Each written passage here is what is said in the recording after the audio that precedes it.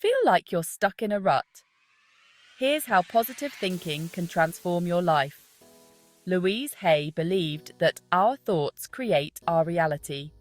By choosing positive thoughts, we can shift our mindset toward joy, luck, and abundance. First, recognize that you have the power to change any thought. Replace negative beliefs with affirmations of abundance, love, and prosperity. Next, live in the present. Louise Hay emphasized that the point of power is always in the now. Focus on what you can do today to create a joyful and abundant future by simply cultivating self-love. When you deeply love and accept yourself, attracting positive circumstances becomes natural. Finally, use daily affirmations.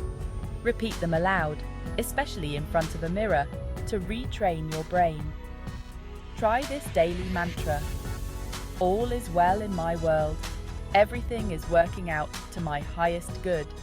Out of all my experiences, only good will come. And I am safe. Thank you. I love you. Unlock joy and abundance with positive thinking. You've got this.